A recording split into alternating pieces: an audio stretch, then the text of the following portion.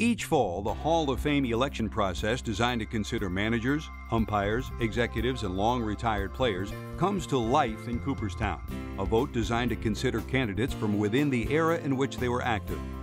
All of professional baseball history is broken down into three eras: the pre-integration era, the Golden Era, and the expansion era. Each era is voted on every 3 years at the baseball winter meetings in December. We kind of look at it as an appellate court, if you will, kind of a court of appeals, second chance. That we can't say that we didn't have some players fall through the cracks over the years. Did we miss the boat on Orlando Cepeda, for example, or Jim Bunning, or Nellie Fox? Guys that came close near the end but didn't make it. The process starts with the creation of a ballot, which is crafted by the Baseball Writers Association of America appointed Historical Overview Committee. The Historical Overview Committee, I guess, is really like the first step in the process to winnowing down everybody who's eligible for consideration by the various veterans committees into a manageable number of people to go onto a ballot. And essentially, literally, anyone who's played 10 years in the major leagues at some point is eligible for the Hall of Fame, absent the people who are on the disqualified or ineligible lists. And we have to sift through that number of people, sort of put them through an historical and statistical funnel, and emerge at the other end with a ballot of anywhere from 10 to 12 individuals. Each era's candidates are looked at by placing them in the time frame in which they were active. Let's put these people in the context, where they belong. Why would you compare somebody who was a Wee Willie Keeler type hitter from the 1890s with a home run hitter from the 1950s? The Historic Overview Committee meets in Cooperstown at the Giamatti Research Center in the Baseball Hall of Fame's library to discuss, research, debate, and ultimately decide who belongs on that era's ballot. If we have any kind of questions, the best baseball library in the world is right next door. We're sitting there in the Giamatti Center, so boom.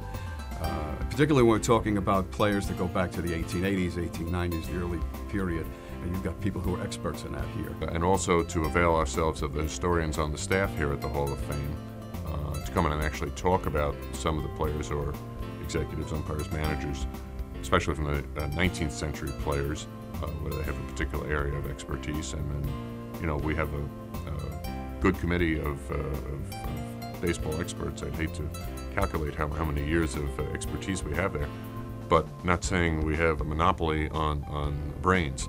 So if somebody has some additional information that we can call them right then and there, that's great. The final ballot for the appropriate year's era is released after the World Series, at which time the voting body for each committee is also announced. This year, the Golden Era Ballot includes executives Buzzy Bavasi and Charlie Finley, and players Ken Boyer, Gil Hodges, Jim Cott, Minnie Minoso, Tony Oliva, Allie Reynolds, Ron Santo, and Louis Tiant. Boyer was a slick-fielding third baseman who was named to 7 National League All-Star teams, while Hodges was a powerful first baseman who led the Dodgers to 7 National League pennants and 2 World Series titles.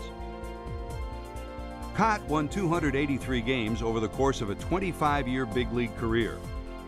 Minoso broke barriers as a Latin American pioneer while earning 7 All-Star Game selections.